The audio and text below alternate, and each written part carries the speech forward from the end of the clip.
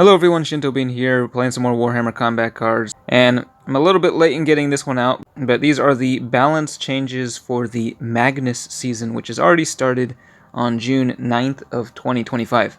Now we got the Battle Pass here, which is Tzeentch themed, and lots of changes, lots of buffs to many of the Tzeentch bodyguards. And if you updated the game, you can also see a preview of the new Supreme Commander, Magnus the Red himself. And he has a pretty crazy special rule. Once he's actually released, I would like to do a video showcasing that, if possible. But basically, he just buffs psychic attacks to a pretty crazy degree. Every time you use a psychic attack, it buffs all future psychic attacks, I believe. And then every so often, there's a chance for a Psychic Overlord, which can double the buff to that single psychic attack, while reducing your overall tokens and then dealing some damage back to your own bodyguard. But yeah, it looks quite fun. And at max level, 160 psychic, 100 melee, and that's before the Inspiring Presence as well, so quite a bit of damage. He also has a Psionic Blast for the other trait, so crazy psychic potential there. But let's dive into the balance changes and look at the cards in the game. Of course, this will be after the buff has already been applied. First of all, we have the Pink Horror of Tzeentch. This one got a pretty major rework. Used to have all three attack types, and the strongest attack used to be ranged, but now they got rid of the ranged attack, and it just is more of a dedicated psyker. Still has Endless. Sounds like from the description they will be introducing the Blue and Brimstone Horrors as bodyguard cards as well. So that'll be fun to see. Next we have the Screamer of Tzeentch. This one just got plus 10 health and plus 5 to his melee attack. Some more old school cards here getting buffed, like the Aspiring Sorcerer with anti-infantry, plus 10 health, plus 5 psychic, and plus 5 melee. Zangor Shaman of Tzeentch, plus 5 health and plus 5 melee.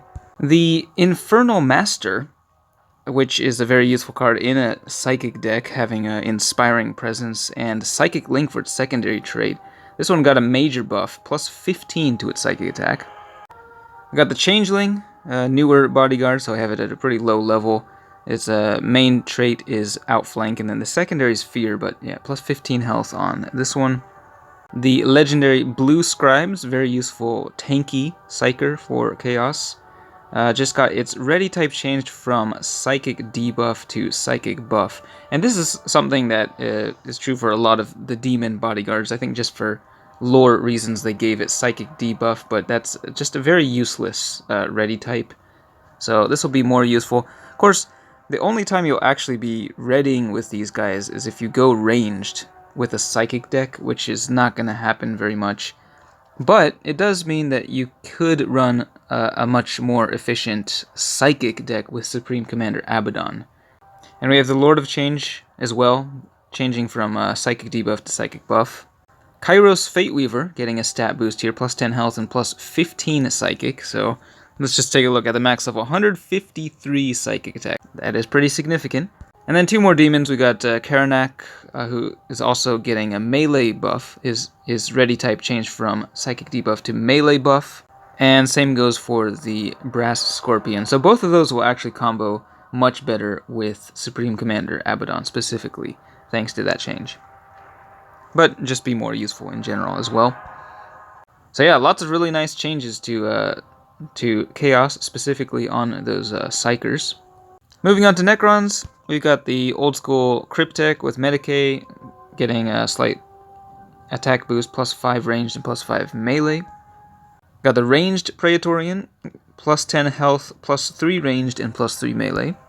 And the last one doesn't actually show up in the collection, although I wish he would, but it's part of the Nemazor Zondrek, his bodyguard, Oberyn, getting plus 10 health and plus 10 melee. And he has Taunt for his main trait, and then Shields, I think, for the secondary trait, so a bit of a buff there to Nemazor Zondrek. So we got the Triumph of St. Catherine, getting a significant boost to the attack, plus 15 ranged and plus 15 melee. So this card will be able to do more damage at the lower levels. However, it is at the cost of 20 health, which makes this a just comically low health. Look at that, a 34 point card with 40 health at level 1. It's just so ridiculous, especially considering the size of that model. But yeah, that's the challenge of balancing like these legendary cards that have shield as one of their traits, because at max level the thing is still like really strong. 250 health with 4 shields. Very difficult to get through. Yeah, just kind of an awkward card there. We got the Cadian Armored Sentinel, getting plus 10 health and plus 5 ranged. And then we've got Colossi, the House Raven Knight Valiant, which used to have Inspiring Presence, but now it has Fear instead for the secondary trait. But they're actually going to be introducing a new knight that does have Inspiring Presence and Big Game Hunter.